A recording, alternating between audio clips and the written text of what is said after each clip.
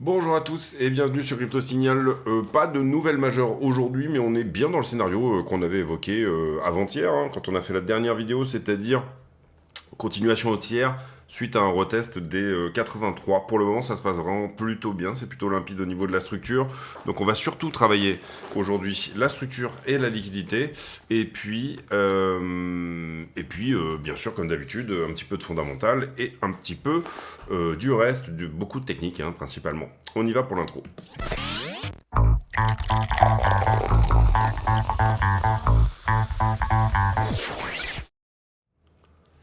Alors, Bitcoin, 4 heures. À partir de là, deux solutions. Nous, on est vraiment plutôt dans la première, c'est-à-dire qu'on va casser toute cette structure et qu'on va revenir ici sur le top.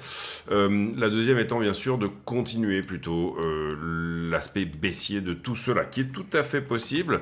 Certes, on a attaqué ici, vous le voyez, la petite traîne de distribution et on est en train de consolider juste au-dessus, mais on n'est pas à l'abri, bien sûr, de ne pas aller au 88, de faire un retournement et d'aller plutôt sur ces zones-là, hein. Vous voyez que je vous ai renoté ici la zone 60, on va dire 67, 70, qui est peut-être même qu'on pourrait la monter à 73, mais là personnellement il y a énormément de confluence sur cette zone-là. Si jamais on y allait, que ça serait vraiment un endroit extrêmement intéressant pour rebondir. Voilà, vous voyez qu'ici, concrètement, si on amorce encore 3 nouvelles semaines de baisse ici, et qu'on on est plutôt dans le scénario d'un biseau, plus que la cassure ici de cet élargissement, hein. Vous voyez qu'il y a deux structures un peu possibles ici sur la descente de voir. Si c'est pas l'élargissement avec rotation partielle, c'est-à-dire que ça y est, on casse, à ce moment-là, c'est un biseau, et il nous manquerait la 5 pour aller, effectivement, donc ici, la vague 5 dans le biseau. Globalement, elle vous donnerait quoi? Elle vous donnerait tout simplement, c'est une structure en descente, vous l'aurez compris, donc une très grande 1 ici, une 2 là-dedans, une 3, une 4 ici, et puis une 5, d'accord, ce qui serait plutôt propre, avec bien sûr les 3 touchettes en haut, les 3 touchettes en bas, et derrière, la structure serait éventuellement mûre pour casser. Ça, c'est une probabilité que je qualifierais.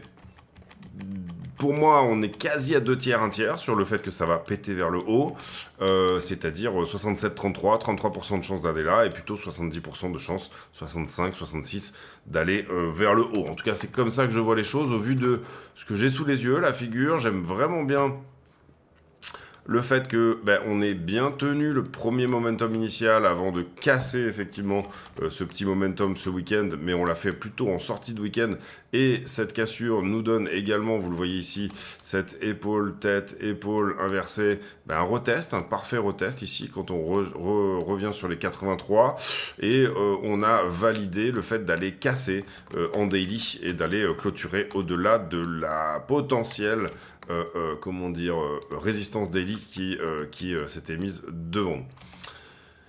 On va légèrement rehausser ce niveau pour le moment, c'est-à-dire ici, là, comme ceci. Vous voyez que pour le moment, il est toujours valide. Si d'aventure, dans la journée, on se retournait, là, ici, 85 500, qu'on se retournait pour finalement rejeter, pour le coup, ce niveau-là mais là, pour moi, c'est très encourageant pour une continuation haussière et plus. Globalement, on peut le voir également sur les plus petites structures, entre guillemets, sur lesquelles finalement on vient aussi, d'une certaine manière, casser, retester cette petite distribution-là. Hop, excusez-moi, mal mise, comme ceci. Voilà, on va y arriver.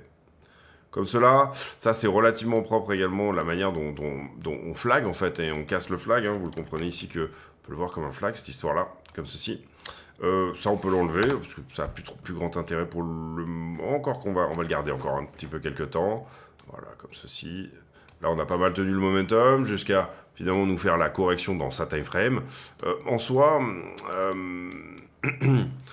deux possibilités ici pour celui qui veut, entre guillemets, voir un peu quels pourraient être les targets au niveau de ce bull flag. Soit vous prenez la toute dernière impulsion dans sa time frame, qui nous donnerait quelque chose comme ceci, à savoir confluence autour de 90. Je rappelle que, ne serait-ce que sur l'épaule tête-épaule, on est plutôt en train de viser, personnellement nous, la zone des 94 500, avec pas mal de volume à la vente, au dernier, donc plutôt la target en fait de se dire, excusez-moi, en même temps je parle et en même temps je fais les trucs, mais la target de se dire c'est ça l'impulsion, d'accord, et là ma correction elle est là-dedans, alors vous allez me dire il y a ça, ouais, mais bon, du coup j'ai une ABC, le momentum se tient, vous voyez qu'on rentre dans la correction une fois qu'on perd le momentum, d'une certaine manière, donc oui, il n'y a pas concordance des time frames ici, c'est-à-dire qu'on a l'impression que ça, c'est plutôt plus gros que ça, par exemple, mais personnellement, je trouve que ça aurait du sens de dire on a le momentum, on le perd, donc la correction, elle est là-dedans. Attention à une petite flat qui pourrait faire comme ceci, d'accord, vous l'aurez compris ici, donc un flag plus grand, tout à fait jouable aussi, et où là, pour le coup, on aurait une concordance un peu des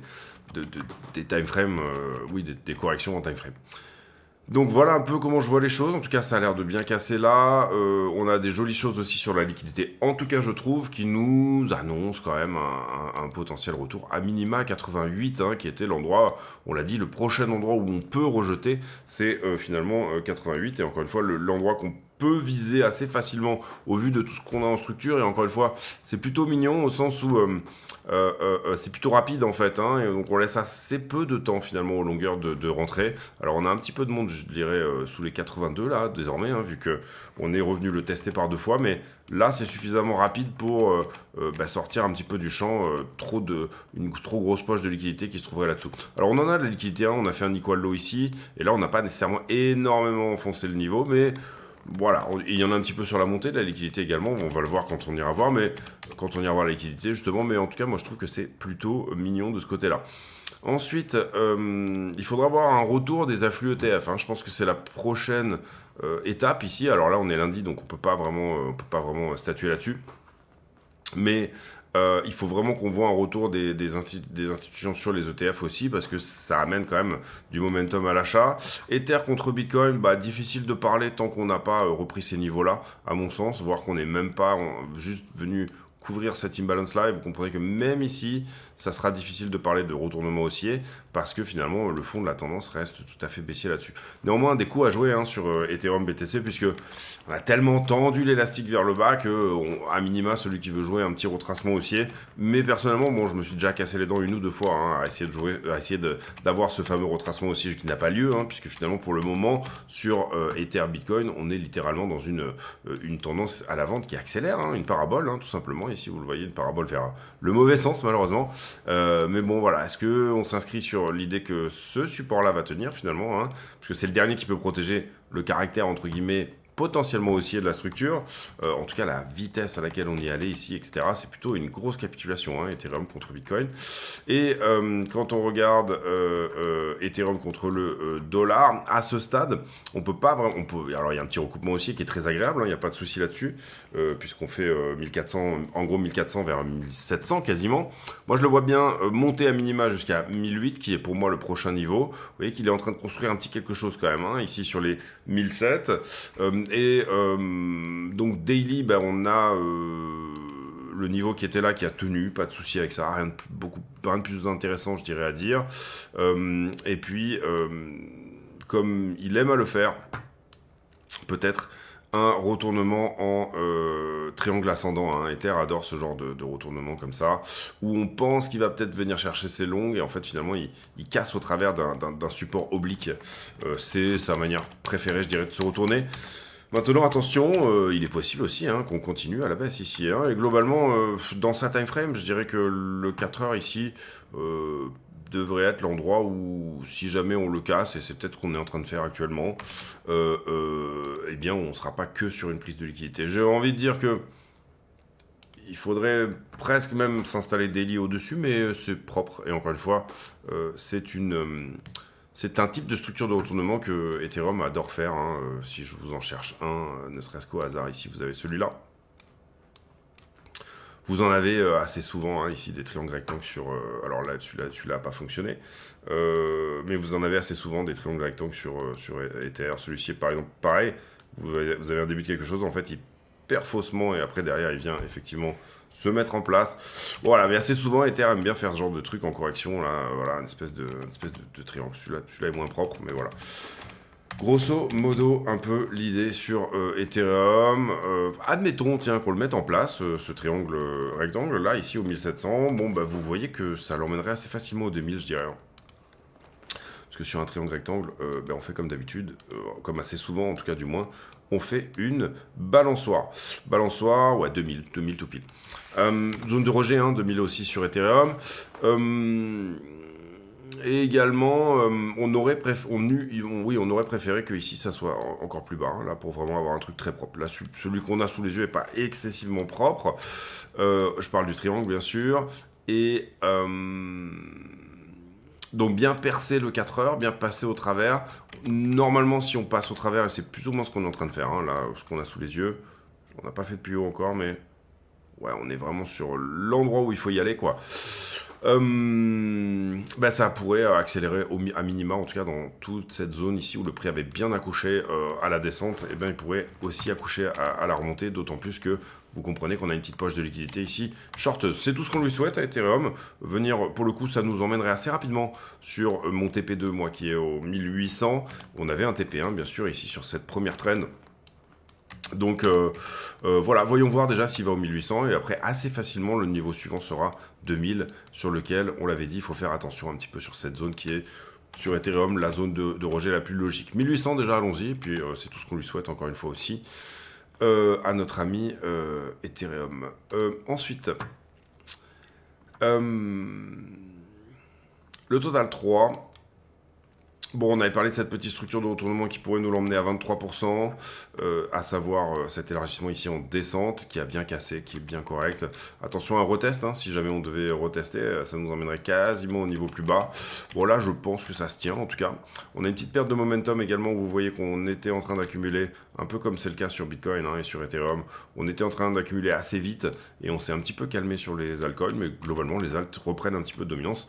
Donc, tant mieux pour elles au pluriel. Ici, on a touché le point pivot qui était celui-ci. Est-ce que j'ai d'autres points pivots que je pourrais qualifier d'intéressants? Non, on les a déjà tous passés, donc non.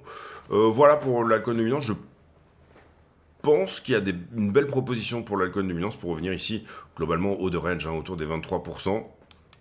Pareil, c'est tout ce qu'on lui souhaite également.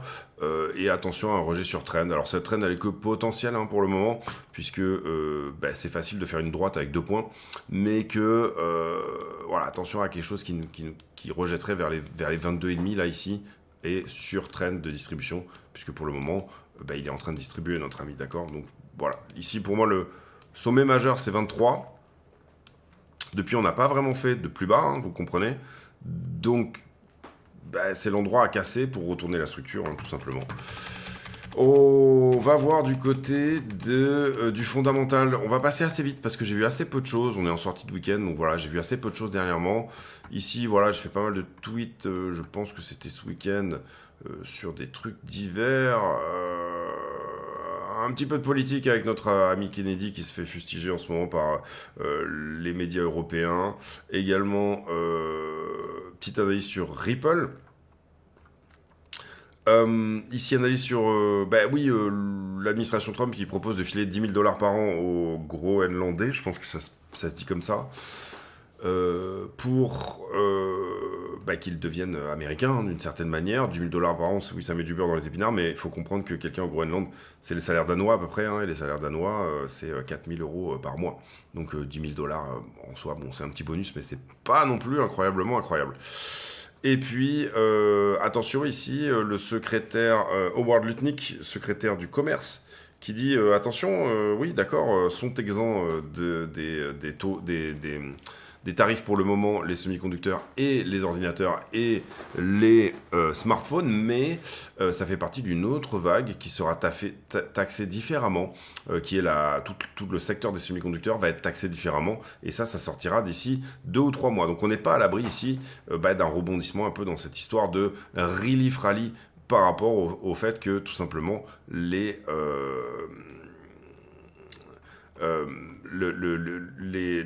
prix a bien poussé depuis que les tarifs ont été mis en pause pendant 90 jours par notre ami, je dis beaucoup notre ami, hein, Donald Trump. Vous comprenez que quand je dis notre ami, c'est bien sûr péjoratif en partie, et ou pas que, c'est tout simplement à la fois amical et péjoratif. J'en profite pour vous dire de ne pas hésiter à vous abonner sur le compte X, mais pas que. Tous les liens en description de la vidéo, etc. Jouez le jeu, vraiment, mettez des likes, prenez le temps de mettre un petit commentaire d'encouragement. Ma chaîne est quand même plus ou moins bâchée par YouTube. Donc du coup, ça fait plaisir quand il y a de l'engagement, parce que du coup, ça permet à l'algorithme de se réveiller un petit peu quand même. Je fais des vidéos, je le sais, qui sont relativement longues et un peu compliquées, mais en soi, je pense qu'avec l'aspect un peu communauté des gens qui sont contents de suivre ces choses-là pendant une période assez longue tous les jours, ça peut plaire à d'autres gens. Donc du coup, n'hésitez pas, encore une fois, à titiller un petit peu l'algorithme. Crypto et publicité, Google Ads qui va devoir se mettre en conformité du MiCA. Mantra, je crois qu'il y a eu un rug sur Homme, on ne sait pas encore si c'est l'équipe ou pas. Vraisemblablement, vu la gueule de la charte, il semblerait que ça soit quand même quelqu'un qui a beaucoup de tokens, donc on peut penser à l'équipe. Voilà, on va voir ici, encore une fois, quelle sera la suite de cette aventure-là. En ce qui concerne toujours les tarifs, ici on passe sur le fondamental, on va passer assez vite aujourd'hui. Pareil sur la Chine ici. Ici pareil, on parle toujours des tarifs. En ce moment, assez peu de choses dans le fondamental, je dirais calendrier, en mode calendrier économique. Par contre, on a les earnings. Et pour le moment, de ce qu'on a eu du secteur bancaire, Goldman Sachs s'en sort plutôt bien. Hein, ça a publié à l'ouverture aujourd'hui. Et on avait eu JP Morgan qui avait eu également des bons résultats. Donc pas de risque systémique au niveau bancaire. En tout cas, en ce moment, en tout cas sur ce trimestre. Hein, vous comprenez ici qu'on regarde tout ce qui s'est passé jusqu'à la fin mars, bien sûr. Le quarter one. Et liquidité. Liquidité, qu'est-ce qu'on a? 356 millions, c'est plutôt péchu, c'est plutôt une journée péchue. On a liquidé plus de longs que de short. Étonnant, alors que le prix a quand même plus été haussier. En tout cas, c'est l'impression que j'en ai sur les dernières 24 heures. Hop.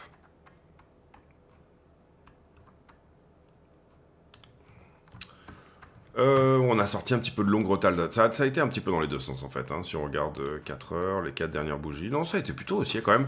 Vous voyez qu'en gros, on a peut-être un petit peu trop de monde, en tout cas dans l'étude, hein, juste à regarder ces quelques chiffres, peut-être un petit peu trop de monde qui veut se gaver en longue et qui rentre un petit peu tard malheureusement. Et vous voyez que Homme, là, donc je crois qu'il s'appelle Mantra, a liquidé plus qu'Ethereum, donc c'est intéressant. 356 millions. Également, pour le coup, Ether a plus squeezé du short que du long, à l'inverse de BTC, mais vous voyez que c'est très proche, hein, les chiffres.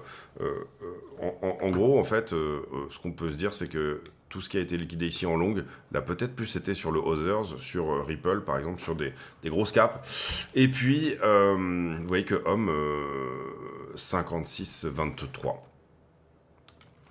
Carnet d'ordre, on a bouffé un petit peu ici de l'ordre à la vente. Hein. Je pense que, 12 avril, non, ça, on avait déjà fait une vidéo dans ces eaux-là.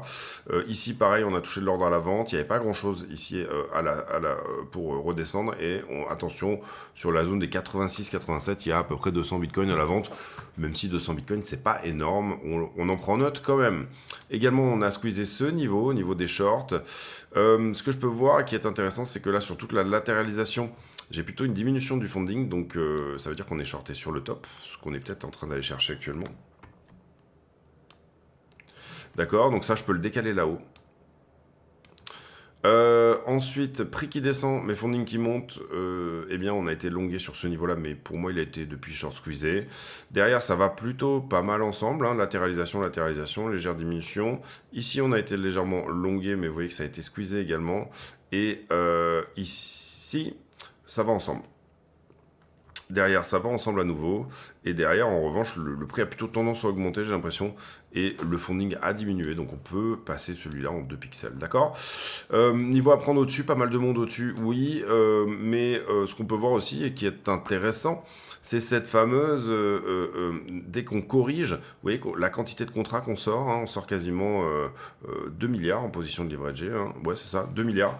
2 milliards, ne serait-ce que sur ce genre de tout petit mouvement, c'est-à-dire 86 vers 83. Donc ça, c'est intéressant.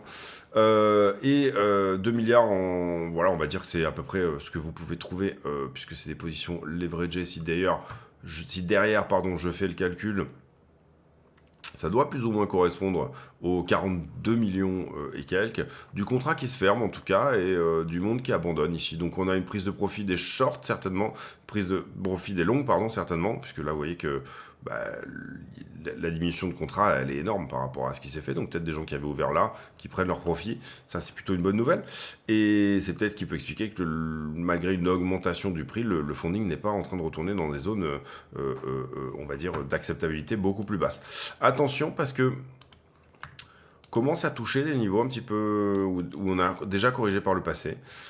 Ici, il faut comprendre que l'open interest, c'est le nombre de contrats ouverts. Donc, c'est à quel point il y a de l'intérêt ouvert, à quel point le marché intéresse finalement au niveau des leviers. Et vous voyez que on a perdu depuis l'élection de Trump. Là, c'est ici. À l'élection de Trump, on casse littéralement en fait finalement le range. À chaque fois, on fait un peu des ranges en open interest, c'est-à-dire que selon le nombre d'acteurs, etc. Là, vous voyez qu'on était dans un range comme ça, et on casse un peu tout ce range-là, et vous voyez qu'on est tout de suite allé un cran au-dessus. Et depuis le sell de news de l'élection de Trump, donc depuis le 20 janvier, son investiture, le moment où ça a commencé à vendre en fait, et ben vous voyez qu'on s'occupe un petit peu de toute cette zone qui était un peu dépourvue. Donc c'est assez marrant, mais on a trouver support finalement sur l'ancienne zone, donc le niveau des élections finalement. On trouve support sur le niveau des élections, donc ça c'est plutôt encourageant pour une continuation, pourquoi pas. Mais en revanche, on trouve résistance au climax un peu du niveau des élections, d'accord. Et je dirais, j'annoncerais presque même. Ici, c'était élection plus réserve stratégique. Et là, en gros, l'élection est faite, elle est actée. Le sell de news a été fait. C'est pour ça qu'on revient même à la même quantité d'open interest. Donc, à voir voilà, quelle sera la prochaine oration qui nous permettra éventuellement d'enclencher encore plus d'open interest. Mais à ce stade, le marché présente un intérêt plutôt mitigé, en tout cas bien moindre que ce qu'il a été autour de novembre, quand finalement Trump avait été élu. Ici, iBlock ne voit pas nécessairement autant de shorts au-delà de la structure que moi, que ça soit à ce niveau-là ou également sur la 7 jours sur laquelle on note quand même une certaine absence de short. Donc attention, la 7 jours est nettoyée selon... Ah pardon, autant pour moi, Nico le mec il raconte n'importe quoi là. Non pardon, il y en a un petit peu plus que prévu, mais c'est pas non plus, on n'est pas sur les mêmes niveaux que précédemment. Et puis on voit qu'il n'y a pas de liquidité intermédiaire, je dirais sous 83. 83 n'est pas non plus un cluster énorme. Et puis on voit également que je trouve en tout cas la map n'est pas très jaune. Normalement on a des points de liquidité un peu plus prononcés. Peut-être une certaine forme de désintérêt, mais assez souvent on a au moins des choses dans le jaune. Et là ce n'est pas le cas, d'accord. Donc ça c'est pour la liquidité, possibilité d'aller plus haut, bon parce qu'il y a une petite poche, mais elle n'est pas identifiée par iBlock comme étant incroyablement incroyable. Et sur Ethereum, même chose pour iBlock, il n'y a pas vraiment de short substantiel au-delà. Pour moi c'est le cas, mais pour iBlock visiblement non. On voit quand même qu'il y a un tout petit quelque chose à prendre encore sur la zone des 8.7. Personnellement Ethereum, il a tellement, comment dire, tellement peu... Il nous a tellement même pas offert réellement un petit rallye haussier ou un petit quelque chose de soulagement. Bon, qu'on le verrait quand même peut-être bien revenir jouer avec les 2002-2005. On voit la poche de liquidité ici à 1008. Le problème, c'est qu'elle est un peu vieille maintenant, c'est-à-dire qu'elle date de 10 jours. Je préfère quand la liquidité a 5 jours ou moins, en tout cas 5 jours ouvrés, ou en tout cas si elle est d'un lundi à un vendredi, c'est même encore mieux, en tout cas je trouve en ce moment. Puisque peut-être qu'il y a des sorties qui se font le vendredi dorénavant, et des réentrées qui se font le lundi matin, on va voir. Et voilà, après 2002, c'est pas insultant de se dire 2002, attention parce qu'à force d'avoir tapé 2 fois au carreau des 1005, on a construit une petite poche de liquidité légèrement en dessous sur Ethereum. Voilà le sentiment instanté, on peut le voir éventuellement si on va faire un petit tour, et là on retourne sur BTC bien sûr, je dirais sur la One Day et la 12 heures, ici d'une certaine manière une bougie égale 5 minutes, c'est mitigé sur la One Day, j'ai pas vraiment de décision, vous voyez que on n'est pas plus shorté que longué ou quoi que ce soit, il n'y a pas vraiment de décision instantée majeure, on va dire ça comme ça. Et à l'inverse, la 12 heures, il semblerait qu'on soit très légèrement plus shorté que ce qu'on est longué, et que en tout cas on est fait un petit refus ici sur la 85 700, on a rejeté assez violemment quand même. Donc voilà. Voilà pour cette vidéo, on va tout de suite sur les plus petites UT, je dirais. Alors, donc on a ce petit flag, actuellement la zone de combat, globalement c'est quelque chose comme ça.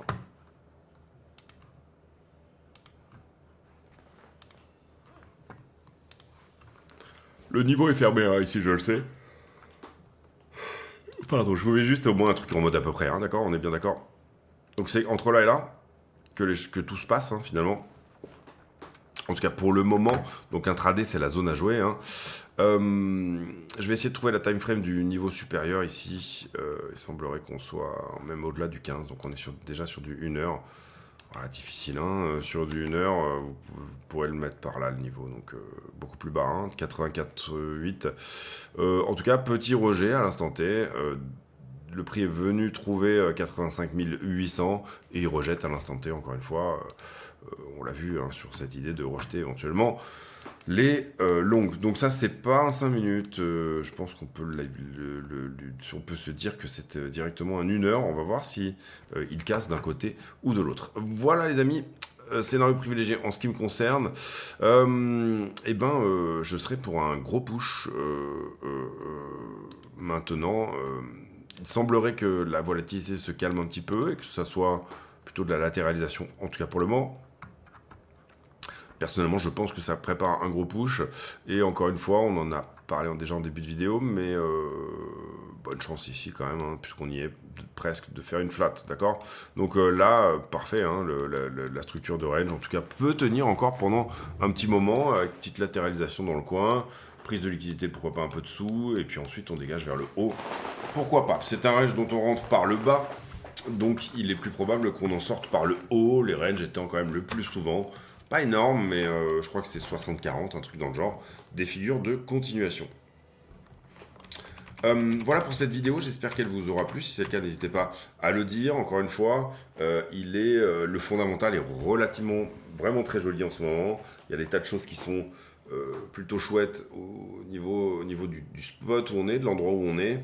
Et comme je l'ai expliqué en début de vidéo, quand même pas à l'abri d'une vague supplémentaire vers le bas, hein, qui nous emmène dans les 70. Pour le coup, ça va dépendre de pas mal de choses. Ce qu'on peut sentir, en tout cas au niveau du QQ, c'est dès qu'il y a un retournement haussier, peut-être trop de monde en longue, hein, même si c'est pas non plus incroyablement le cas. Je veux dire, c'est pas non plus, on n'est pas sur un opening. Vous le voyez, le funding il est dans des zones qui restent assez neutres finalement, mais on voit dans la quantité liquidée, ne serait-ce que sur des tout petits mouvements vers le sud, la quantité de contrats qui sont liquidés, je trouve est plutôt impressionnante par rapport à une action de prix qui finalement est plutôt calme.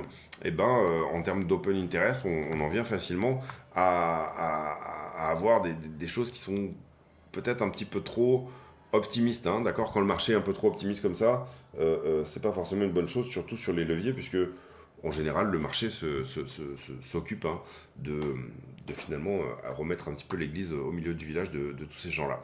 Voilà les amis, n'hésitez pas, avec tous les liens en description de la vidéo, mettez un like encore une fois, c'est important, si le contenu vous plaît surtout, hein.